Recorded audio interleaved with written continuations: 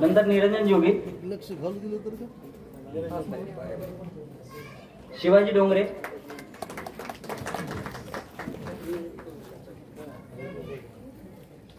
राजू सोळंके, आचार्य विभाग रंजित,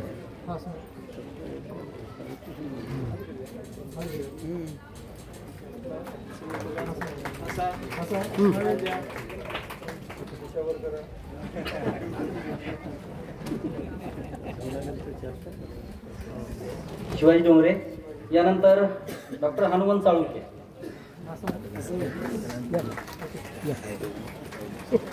अशोक केदार,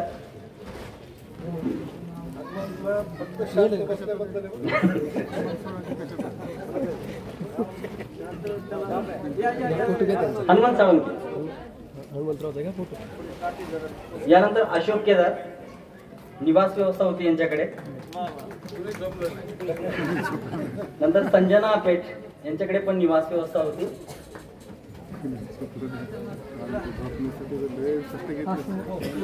संजना पेठ, यानंतर सावित्री सगरे यांच्याकडे पण निवास व्यवस्था होती.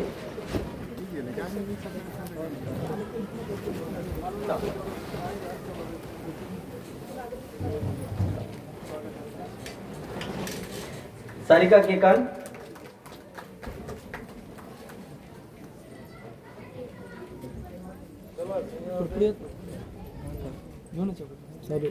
यानंतर निवास व्यवस्थेमधले हुसैन चौधरी, वाहतूक व्यवस्था,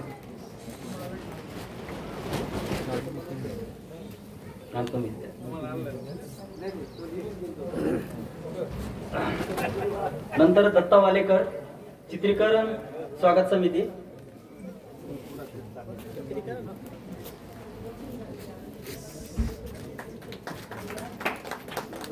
नंतर संजय पालकर, साहित्य नगरी परिसर प्रमुख,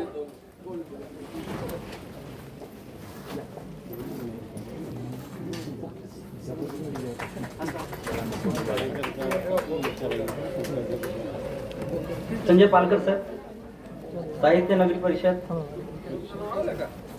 नंतर श्याम सर्वदे, प्रसिद्धी विभाग,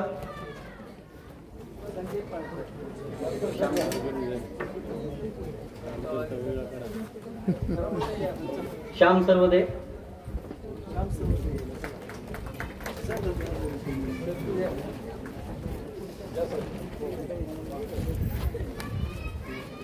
हनुमंत काळे, साधना प्रकल्प विभाग, संतोष राठोड, हनुमंत काळे, नंतर संतोष राठोड,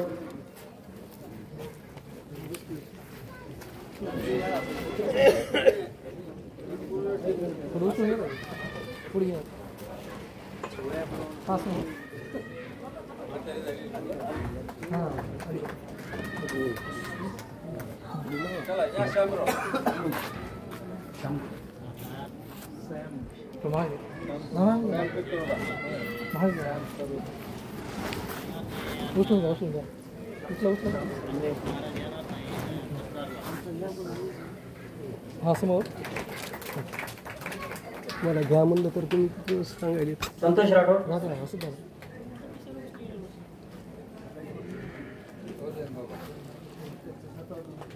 यानंतर मसापचे सदस्य या सर्वांचं स्वागत होईल. परत मी व्यासपीठावरील सर्व सन्माननीय सदस्यांना विनंती करतोय की त्यांनी स्वागत करावं.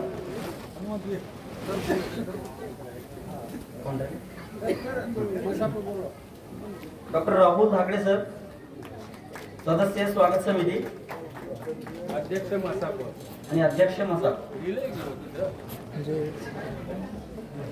नंतर डॉक्टर शैला बरुळे,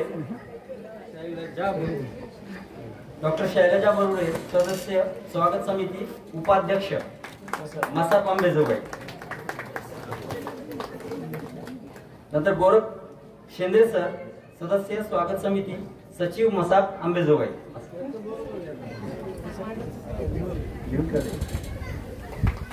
नंतर भागवत मसले सर, सदस्य स्वागत समिती सहसचिव मसाप आंबेजोगाई.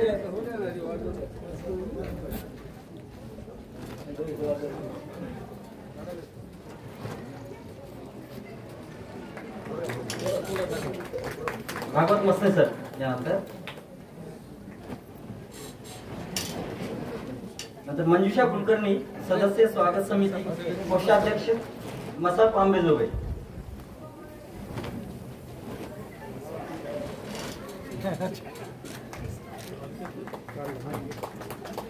संतोष मोहिते, सदस्य स्वागत समिती सदस्य मसाप आंबेजोगाई.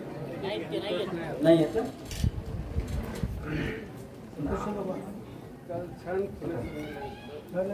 अनिरुद्ध चौसाळकर, सदस्य स्वागत समिती सदस्य मसाप आंबेजोगाई.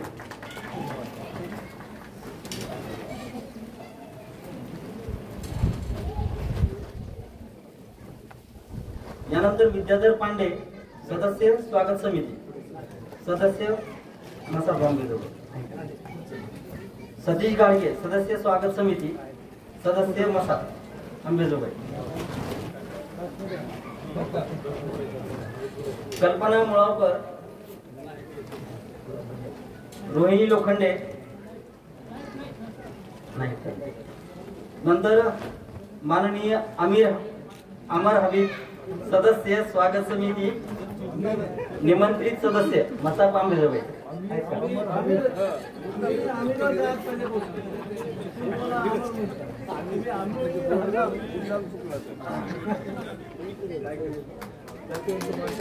यानंतर असे मदत करणारे हात जे की समोर आलेले नाहीत, या मी सर्वांना विनंती करतोय की त्यांनी स्वागतासाठी यायचंय. लक्षाने करावं.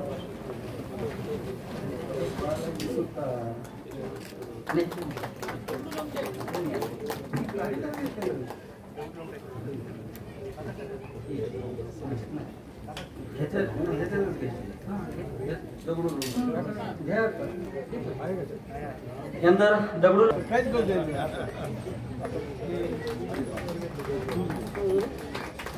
बालाजी सुतार, नंतर सुदर्शन रापतवार.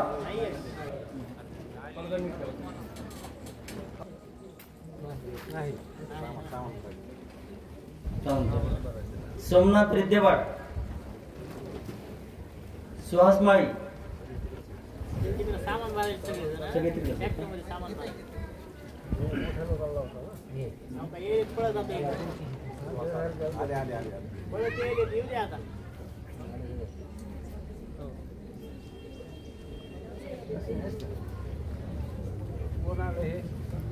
सुहास माळी.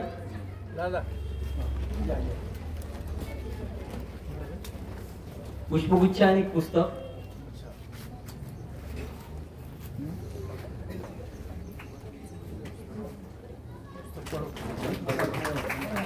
सोमनाथ रिद्देवाड, शिवाजीराव. नंतर शिवाजी राऊत, त्यांचंही स्वागत करण्यात यावं.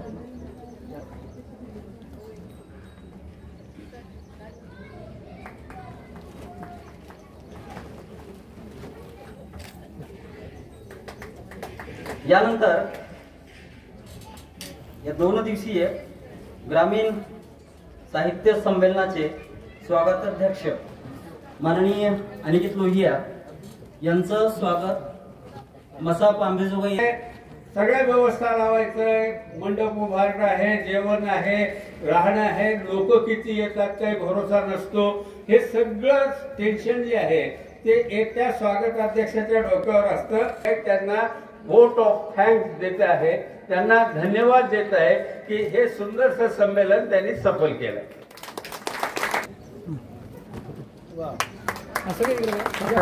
समोर या मला.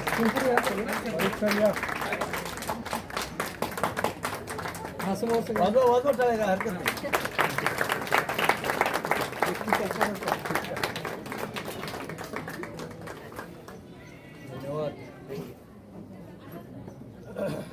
उद्घाटन सत्र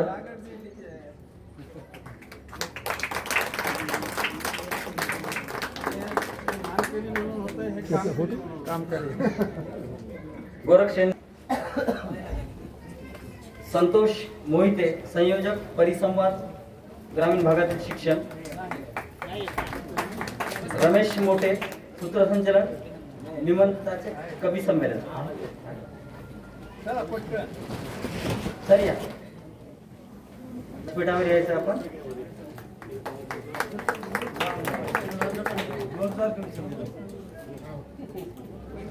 यानंतर प्राध्यापक डॉक्टर सतीश घाडगे संयोजक बालशक्ती विविध गुणधर्म।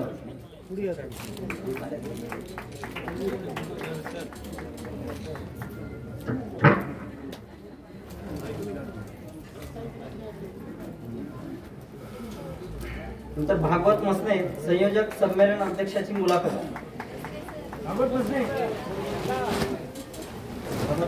प्राध्यापक सुकेश्री जोगदंड संयोजक नारी शक्ती महिलांचा संवाद।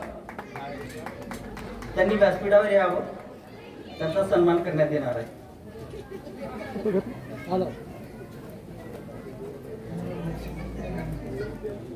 यानंतर नंदकुमार पारिक संयोजक सांस्कृतिक व प्रबोधनपर कार्यक्रम।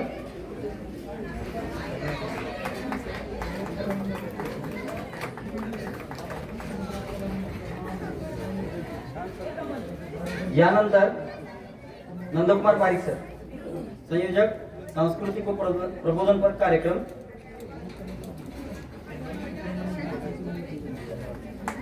यानंतर मी स्वतः नजीर शेख। चालते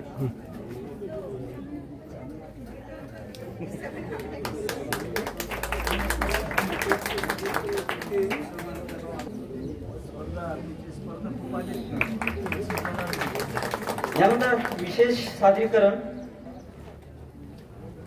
दुसरे आहेत कल्पना लोहिया।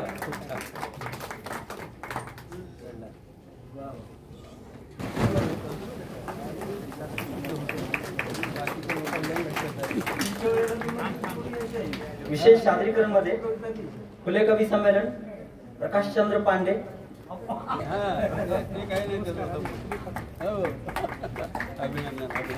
प्रकाशचंद्र पांडे सर विशेष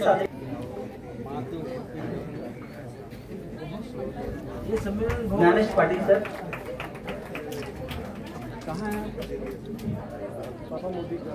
डॉक्टर नरेंद्र काळे सचिव बालेश्वर शिक्षण संस्था।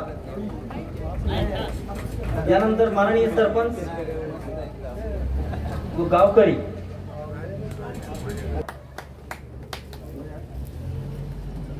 माननीय नेताजी यादव पुरातन ग्रामीण वस्तू प्रदर्शन। माननीय खूपच सुंदर अमर हबीब संकल्पना व नियोजन। हे फार महत्वाचं देतोय आपण। ते जे प्रदर्शन केलेलं आहे ते ह्या गुरुजींनी केलेलं आहे। नेताजी यादव सर, नेताजी यादव सरांचे खूप खूप अभिनंदन सर। Thank you sir.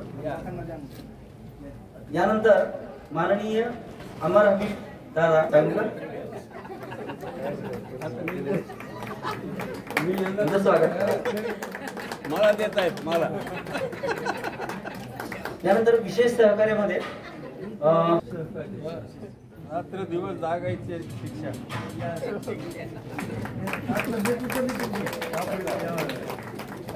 धन्यवाद अमरनाथ, धन्यवाद।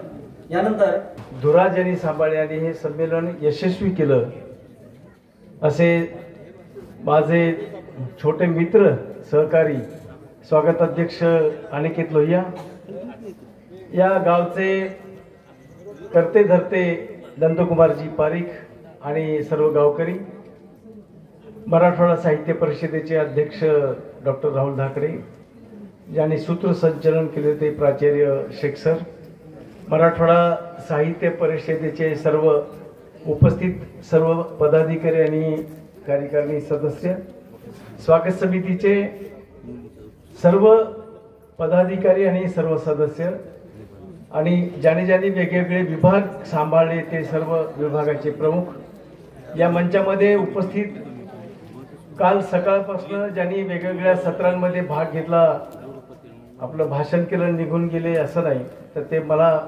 बऱ्याच सत्रांमधले बरेच वक्ते कवी या ठिकाणी दिसतात. हे आनंदाची गोष्ट आहे. या सर्वांचा मी या ठिकाणी नामोल्लेख करतो.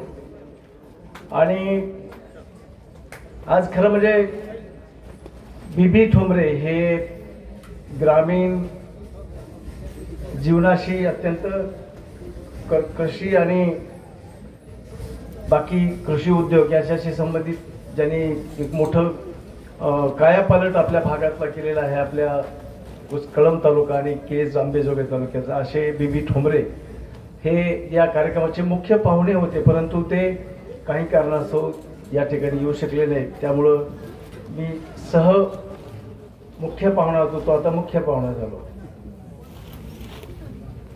खरं म्हणजे 2-3 गोष्टीचा सुरुवातीलाच उल्लेख करतो, मला किती वेळ माहीत नाही. एक आहे उल्लेख की मराठवाडा साहित्य परिषद ही अंबेजोगाईला साधारणतः 1960-62 पर्यंत काम करत होती. परंतु अमर हबीब आणि मी जेव्हा आम्ही मराठवाडा साहित्य परिषदेची शाखा पुण्याला स्थापन केली, त्याच्या अगोदर 86-87 साली आरगडे आणि उमेश मोहिते आम्ही एक शाखा स्थापन केली. ती 2-3 वर्ष चालली. नंतर मी आणि गणपत व्यास आम्ही अध्यक्ष ते आणि मी सचिव अशी एक शाखा चालवली. परंतु फारसे उपक्रम म्हणजे ज्याला काही एक आपला एक चेहरा निर्माण व्हावा असे काही उपक्रम त्या काळामध्ये झाले नाहीत. परंतु अमर हबीब हे मुळात हाडाचे आणि रक्ताचे कार्यकर्ते आहेत आणि विशिष्ट विचार करण्याची त्यांची पद्धती ही आंबेजोगाईकरांसाठी वरदानच मानली पाहिजे. आणि मग अमर हबीब आणि आम्ही आल्यानंतर डॉक्टर प्राध्यापक मधुकर इंगोले आणि मी अध्यक्ष सचिव, नंतर मंदाताई अध्यक्ष आणि मी सचिव, नंतर अमर हबीब आणि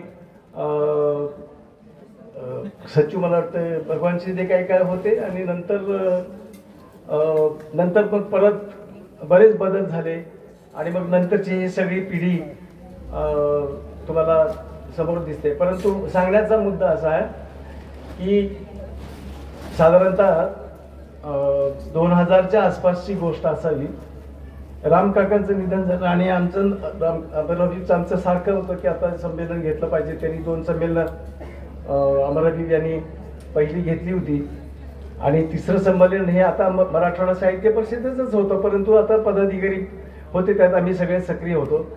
आणि मग रामकाकांना अध्यक्ष करायचं असं आमची सगळी चर्चा चालू असताना अचानक रामकाकांचं निधन झालं आणि आमच्या मराठवाडा साहित्य परिषदेच्या एकूण कार्याच्या आणि संमेलनाच्या याच्यामध्ये आम्हाला ती रुखरुख आणखीनही सतावते की रामकाकासारखा एक मराठवाड्यातले एक गझलकार आपल्या आंबेजोगाईचा नाही, आम्ही त्याला अध्यक्ष करू शकलो नाही, अशी एक रुखरुख होती. परंतु ती रुखरुख रामकाकांना खरं म्हणजे ती श्रद्धांजली ठरली की त्याच्यानंतर मसापा खूप सक्रिय झाली आणि मग दर 2 वर्षांनी संमेलनं घ्यायला सुरू झाली. मग 3रं संमेलन आरगडे, मग 4थं तर्कशेनं केलं वगैरे. आणि हे करत असताना जे काही कौशल्य लागतं की संमेलनाचा अध्यक्ष कोण असलं पाहिजे, स्वागत अध्यक्ष कोण असलं पाहिजे, त्याची क्षमता काय आहे, ह्या सगळ्या बारीक गोष्टी आम्ही करून आम्ही आंबेजोगाईतले आजपर्यंत 12 म्हणजे डॉक्टर नागरगोजे 2 संमेलनाचे स्वागत अध्यक्ष होते ते सोडलं तर कार्यकर्ता म्हणून उत्तम काम करणारा ज्याला या सगळ्यातली गती आहे असे स्वागत अध्यक्ष अगोदर सुरुवातीला निवडलं की ज्यांच्याकडनं हे काम करून गेलं. त्याच्या स्वागत अध्यक्षाच्या मालिकेमध्ये मी पण आहे, डॉक्टर धाकडे पण आहेत आणि अनिकेत पण आहे. आम्ही सगळे स्टेजवर आहोत आणि मग एक सगळी संमेलनं ही यशस्वी पार करत आपण आज या संमेलनापर्यंत पोहोचलो. आणि नंतर आम्ही असं ठरवलं की ग्रामीण भागातल्या साहित्यिकांना संधी देण्याचा थोडासा मर्यादा पडतायत. आंबेजोगाई साहित्य संमेलनात फक्त आंबेजोगाईच्याच लोकांना बोलवतो, ही पण महाराष्ट्रातली एक वेगळी परंपरा आम्ही ठेवली. आणि त्याच्यातनं एक गोष्ट लक्षात आली की आंबेजोगाईमध्ये उद्घाटकापासून संमेलनाचा अध्यक्ष संयोजकापासून किती तोडीचे मोठी माणसं आंबेजोगाईत जन्माला आली याची एक परंपरा आपल्याला या संमेलनाच्या निमित्तानं दिसून येते. आणि आंबेजोगाई साहित्य संमेलनाच्या या निमित्तानं किती समृद्ध आणि किती गुणवान लोकांचा हा परिसर हे लक्षात आल्यानंतर मग ग्रामीण भागामध्ये मृदुगंध ग्रामीण साहित्य संमेलन सुरू करायचं ठरलं. आणि 2 वर्षापूर्वी घाटनांदूरला पहिलं संमेलन झालं, त्याचा मान अमर हबीब यांनी घेतला आणि आता आपण उमेश मोहिते हे पण आंबेजोगाईचे आहेत, परंतु काही काळ माजलगावला शिक्षक म्हणून 20-25 वर्ष होते आणि आज आजारी असल्यामुळे ते येऊ शकले नाहीत. तर ही परंपरा संमेलनाची इतक्यात उत्तम पद्धतीनं चालू राहिली आणि माणसं निवडताना कुणाला दुखावायचा प्रश्न नव्हता किंवा कुणाला दुखवावं असा आमचा कुणाचाही संयोजकाचा उद्देश कधीही नव्हता. कधी कधी आम्ही जोरात बोलतो, अमर काका पण बोलतात, पण त्या बोलण्याच्या पाठीमागं आमच्यात जी काही तळमळ आहे चांगलं येण्यासाठी, चांगलं होण्यासाठी, त्याच्यासाठी थोडासा एक ताणतणाव कुठल्याही कार्यक्रमात असतो, तो ताणतणाव होतो. परंतु आम्ही सगळ्या गोष्टी ह्या खेळीमेळीने एकमेकांना समजून घेतो आणि पुढे जातो. म्हणून आपण या साहित्य संमेलनाच्या परंपरेमध्ये ग्रामीण साहित्यातल्या, ग्रामीण भागातल्या कवी कथाकारांना, विचारवंतांना इथे संधी दिली आणि आज घाटनांदूरचं आणि हे दुसरं संमेलन, मला वाटतं हे दुसरं संमेलन हे वैशिष्ट्यपूर्ण यासाठी आहे की या संमेलनामध्ये साहित्यावरती चर्चा अधिक झाली, तशीच ग्रामीण जीवनाच्या वेगवेगळ्या समस्यांबाबतीत, ग्रामीण जीवनाच्या वेगवेगळ्या संस्कृतीच्या बाबतीत आपण इथे उहापोह केला. म्हणजे मला या संमेलनाचं, मराठवाडा साहित्य परिषदेच्या सगळ्या अमर काकासहित सगळ्या संयोजकाचं, लोहिया आणि मानवच्या सर्वांचं कौतुक यासाठी करायचे की काय कल्पना असावी, कुणाच्या लक्षात पण येणार नाही की किसान शक्ती, बाल शक्ती, नारी शक्ती, तेव्हा साहित्याचं काय संबंध आहे. अरे बाबा, जे लिहितात ते साहित्यिक, पण गावामध्ये जे रोज बोलतात ना, रोज आपलं काहीतरी घराणं मांडत असतात, तेच घराणं आपण लिहितो म्हणून आपण साहित्यिक. जे तोंडी सांगतात ते त्याला आपण साहित्यिक नाही तर काय म्हणणार, ते फक्त लिहू शकत नाही. परंतु इथे काल सकाळपासून उद्घाटनाचं सत्र उत्तम झालं, त्याच्यानंतरचं सत्र उत्तम झालं. काल कवी संमेलन तर इतकं बहारदार, किती बघा, आंबेजोगाईमध्ये 18-20 वर्षाचं पोरगं गझल इतक्या ताकदीने, ते देवळ्याचं खेड्यातलं पोरग आहे अतुल बलाढ्य, त्याला दिल्लीच्या अखिल भारतीय मराठी साहित्य संमेलनामध्ये त्याची कवितेची निवड झाली होती आणि तो जाऊ शकला नाही, त्याची कारणं वेगळी. परंतु 20व्या वर्षी 21व्या वर्षी कविता लिहिणं ठीक आहे, एखादा विचार छोटा मांडणं ठीक आहे, पण हे गझलेचं एक तंत्र, एक वेगळी पद्धत आहे, त्याला एक गणितीशास्त्र आहे. असं आत्मसात करून त्या शब्दांची जुळाजुळव करून गझल लिहिणं ही फार कठीण गोष्ट आहे. ती कठीण गोष्ट त्या 19-20 वर्षाच्या पोराने इथे स्टेजवर दाखवली आणि त्याच्यामध्ये जे काही विचार व्यक्त करायचा असतो, जे काही सांगायचं असतं 2 शेरामध्ये, 2 ओळीमध्ये, एका शेरामध्ये, ती ताकद आणि तो विचार त्यांनी जे इथे व्यक्त केला. मला वाटतं की आंबेजोगाईच्या पंचकृषीमध्ये जी परंपरा दासोपंतांनी सुरू केली ती दासोवैद्यांपर्यंत गेली. ती दासोवैद्याची परंपरा आता बालाजी सोतारांच्या खाली आता अतुल बलाढ्य सारखा एक ताकद आता बलाढ्य झालेली आहे आणि त्या अतुलच्या रूपाने मला त्याचं मुद्दाम कौतुक करावं वाटतं. आणि खुल्या कवी संमेलनात सुद्धा ज्यांना आपण सगळ्यांनाच निमंत्रित करू शकत नाही, आलटून पालटून आपण ते खूप कसरत करायला लागते, असं त्यातले बाहेर काय माहिती आहे की कुणाला बोलवायचं आहे. परंतु यासाठी खुलं कवी संमेलन ठेवतो आम्ही, सगळेच कविता म्हणतो. परंतु कारण आम्ही मुद्दामच नाव दिली होती, पण आम्ही कुणीच कविता म्हटल्या नाही. त्याचं कारण असं की इथं जे काही नवीन नावं आली होती त्या कवी संमेलनातल्या लोकांनी ज्या इथं कविता सादर केल्या त्या सुद्धा निमंत्रिताच्या तोडीच्या जवळजवळच्या कविता खूप होत्या. काही नवोदित असतील लिहिणारे, पण त्यांना इथे ऐकल्यानंतर एक आहे जे नवीन लिहिणारे त्या लोकांना माझं एकच सांगणं आहे की तुम्ही खूप ऐकलं पाहिजे, 80% ऐकलं पाहिजे, 20% लिहिलं पाहिजे, वाचलं सुद्धा तेवढंच पाहिजे. तुम्ही वाचन आणि ऐकणं हे जर चालू ठेवलं तर तुम्हाला आपोआप कवितेचा किंवा जी काय आपण व्यक्त होतो त्याचा एक थोडासा स्वतःला एक कॉन्फिडन्स येतो, आपला स्वतःचा एक विचार, आपली स्वतःची विचारसरणी तयार होते नाही, मग आपलं मत, आपलं म्हणणं या माध्यमातून व्यक्त होऊ शकतं. हे असं असे संमेलनं ग्रामीण भागात होणं आज जरुरी आहे. आणि विशेषतः आज दुपारी जो मुलांसाठीचा कार्यक्रम झाला, ठीक आहे, त्यांना काही कविता म्हणायला सांगितले नाहीत, लिहून आणायला सांगितले नाहीत, परंतु त्यांना उत्स्फूर्तपणे त्यांच्यातली जी ताकद दाखवायला सांगितली की तुम्हाला जे काय वाटते ते मला पथग्रहणाने इतके मुलांना ते खेळतं केलं. आणि ह्या सगळ्या लोकांना सगळी मुलं शेवटी सुरुवातीला लाजणी बोलती झाली आणि नंतर मग एक एक जायला गेली, ते संपायला तयार नाही, बक्षिसं संपायची वेळ आली तरी मुलांचा ओघ होता. हा जो रिस्पॉन्स आहे हा ग्रामीण भागात जेवढा मिळतो तेवढा शहरी भागात मिळत नाही. म्हणून मला वाटतं की सगळ्या साहित्य आंबेजोगाईच नाही तर मराठवाड्यातल्या, महाराष्ट्रातल्या सगळ्या साहित्य संस्थांनी आपल्या संमेलनाची दिशा आता ग्रामीण भागाकडे वळवली पाहिजे आणि ग्रामीण भागामध्ये जास्त जोर देऊन ही संमेलनाची आणि साहित्याची अधिक वृद्धी होण्यासाठी हे संमेलन आता ग्रामीण भागाकडे नेली पाहिजेत आणि ग्रामीण भागामध्ये ज्या आपुलकीने, ज्या प्रेमाने, ज्या मायेने हे सगळं केलं जातं असं शहरामध्ये होत नाही. हाही फरक आपण शहरी आणि ग्रामीण भागातला घेतला पाहिजे. पंक्ती उठवायला खेड्यातल्या लोकांना कधी कंटाळा येत नाही, 4 लोकांना जीव घालायला कधीही कंटाळा येत नाही. कारण भागत नसले एकाच्या घरी गेले तर ते म्हणजे चहा प्यायचं होतं, हॉटेल दिसत नाही त्या पाहिजे त्यांना घरात बोलवून घेऊन चहा पाजला. एवढी आपली कुठं मिळते हो, शहरामध्ये मिळते का? हॉटेल तिकडे आहे, बघा तिकडे आहे. परंतु त्या आजीने बोलून घेतलं, कसे आला संमेलनाला, होय होय होय. आणि या गावाला भावटाणा हे माझ्यासाठी खूप म्हणजे खऱ्या अर्थानं म्हणजे भावटाण्याला म्हणून नाही, एक तर पारिक गुरुजी हे आमचे कौटुंबिक सदस्य, कुटुंबातले सभासद असल्यासारखे आमचे बापू. आणि पारिक गुरुजी यांची मैत्री तुम्हाला सगळ्यांना, गावातल्या सगळ्या लोकांना माहिती आहे. आणि त्या मैत्रीचा धागा तर पुढच्या पिढीमध्ये आमच्यासोबत स्नेह आहेच आहे. परंतु मानवलोकमध्ये मी भारत जोडोतून जेव्हा आलो तेव्हा 1.5 वर्ष मी मानवलोकमध्ये इथे कार्यरत होतो 88, 87, 88ला. तेव्हा ॲक्सिडेंटच्या नावाखाली ज्या 5 गावांची निवड होती त्याच्यामध्ये एल्डा, भावटाणा, शिरसाळा, हे सोनवळा, बमजापूर, पाटोदा ह्या गावामध्ये आम्ही सतत यायचो. आणि तेव्हा बाबूजींची ती जीप आणि त्याच्या पाठीमागचा तो कॅरियर, त्याच्यामध्ये सगळे डबे बिबे टाकून, एक सिस्टर, एक डॉक्टर, आम्ही, सुनीता बागल, आम्ही हे सगळे इथे केदार आहेत जुने आमचे सहकारी मित्र. आणि की तेव्हा खूप आमचे भारत जोडत होता तर तो शिकायलाच होता. तर मानवलोकच्या ह्याच्यामध्ये कार्यामध्ये मी ॲक्सिडेंटच्या अंतर्गत तिथे भावटाण्याला रात्रीचे खेळ घेण्यासाठी यायचो. आणि ते एक रात्रीचा शिक्षक असायचा आणि ते रात्रीचे अभ्यास घ्यायचे. तर ते राष्ट्रसेवादलाच्या शाखा इथं चालायच्या आणि त्या शाखेवरती येऊन खेळ खेळणं, त्यांच्याकडून गाणे म्हणून घेणं, असं 1 तासाचा कार्यक्रम. तर ते बाबूजी सोबत यायचं. बाबूजी इथं भावटाण्याला नदीचा किनार आता बांधलंय त्यांनी खूप सुंदर. तर तिथे खूप असं पहाड होतं आणि अशी नदी वक्र आकारामध्ये वाहत होती. तिथं त्या नदीच्या काठी दुपारचं जेवण घेणं आणि मग कुठलं तरी आमचं जे काय असेल शेवटचं ठिकाण तिथं सोडलं आणि मग आम्ही येणं. असंच पद्धतीनं भावटाण्याला त्या 1.5 वर्षामध्ये अनेक वेळा इथे यावं लागलं होतं. आणि म्हणून थोडीशी भावटाण्याशी ती एक लगट होती.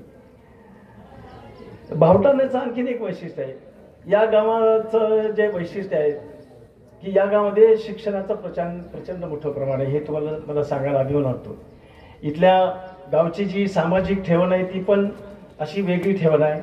परंतु भावटाण्यामध्ये ज्या पद्धतीनं शिक्षणाचा प्रसार झाला आणि प्रगती झाली त्याच्यामध्ये मला वाटतं बाबूजी, नारायणदादा काळदाते या दोघांचा मोठा भाग आहे. म्हणजे मानवलोकचा की दादांनी इथं शाळा काढली आणि न शिकणाऱ्या मुलांसाठी इथं शिक्षणाची सोय झाल्यामुळं भावटाण्याच्या प्रत्येक घराघरामध्ये शिक्षणाचा दीप प्रज्वलित झाला. आणि त्याचा परिणाम असा झाला की इथं घराघरात मुलं शिकायला लागली आणि मग उद्योग, शिक्षक, प्राध्यापक, डॉक्टर, प्रत्येक तुम्ही कुठे गेलं की भावटाण्याचं म्हटलं की लक्षात येतं की बनेश्वरचा होता का, तो साने गुरुजीचा शाळेतला का वगैरे अशा पद्धतीनं. बाबूजींनी इथल्या परिसरातला पाण्याच्या संदर्भात, सामूहिक शेतीच्या संदर्भात ह्या सगळ्या गोष्टीसाठी बाबूजींनी निवडलेलं भावटाणा हे पहिलं गाव होतं. आणि त्यामुळं बाबूजी आणि दादा शिक्षण आणि समाजकारण याच्यातून या गावाची झालेली प्रगती, या गावाच्या वरती झालेला संस्कार, याच्यातून या गावाची झालेली वृद्धी ही मला वाटतं की खूप अधिक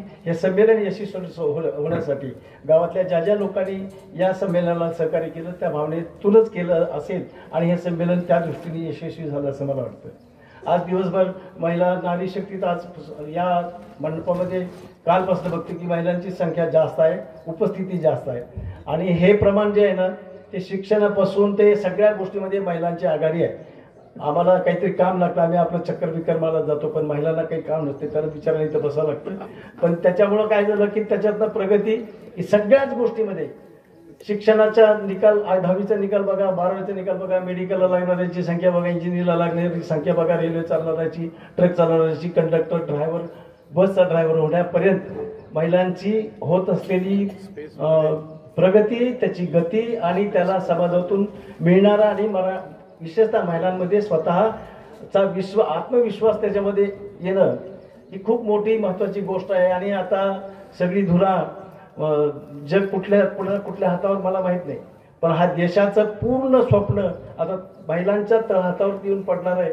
त्यासाठी तुम्हाला खास विशेष शुभेच्छा. की कमीत कमी तुमच्या तरी हातावरती हा देश सुरक्षित राहावा आणि त्यामुळे तुमची उपस्थिती ही प्रातिनिधिक स्वरूपात जरी असली तरी देशामध्ये तुमच्या महिलांच्या प्रगतीचा मुद्देम इथे उल्लेख करतो आणि याच्यापासून पुरुषांनी काहीतरी शिकायला पाहिजे अशी आशा या ठिकाणी व्यक्त करतो. हे संमेलन ज्या पद्धतीने इथे पार पडलं त्याबद्दल मी माडा सगळ्यांचं तर मी कौतुक केलेलं आहे. मराठवाडा साहित्य परिषदेचे कौतुक केलं आहे. अंबेजोगाई म्हणजे विशेषतः आपण बीड जिल्ह्याचा जरी साहित्याचा इतिहास थोडा बघितला, मी दुपारी थोडंसं त्याबद्दल मुलाखतीमध्ये बोललो होतो, पण काही जे मुलाखतीत नाही त्यांना सांगतो की मराठवाडा साहित्य परिषद आणि आणखी अन्य खूप साहित्याच्या संदर्भामध्ये संस्कृतीच्या संदर्भामध्ये संस्था काम करतात, परंतु साहित्य परिषदेला एक ऑथेंटिक एक वेगळं संविधानिक असं पद आहे. त्याच्यामुळे मराठवाडा साहित्य परिषदेला किंवा अखिल भारतीय साहित्य मंडळाच्या कार्यक्रमांना एक विशेष दर्जा असतो, त्यांच्याकडे विशेष बघण्याचा एक हेतू असतो. आणि बीड जिल्ह्यामध्ये विशेषतः मराठवाडा साहित्य परिषदेची आत्ताची जी वाटचाल आहे ती इतकी चांगल्या पद्धतीने मी परवा दिवे मराठीत लेखही लिहिलेला आहे की सगळ्यात जास्त शाखा आपल्या बीड जिल्ह्यात आहेत. शिरूरला आहे, केजला आहे, माजलगावला आहे, आंबेजोगाईला आहे, परळीला आहे. माजलगाव आणि आंबेजोगाईची साहित्य संमेलनं घेण्याची परंपरा अखंडितपणे चालू आहे. त्याबद्दल माजलगावचं आंबेजोगाईचं कौतुक केलं पाहिजे. परळीला आणि केजला साहित्याची फार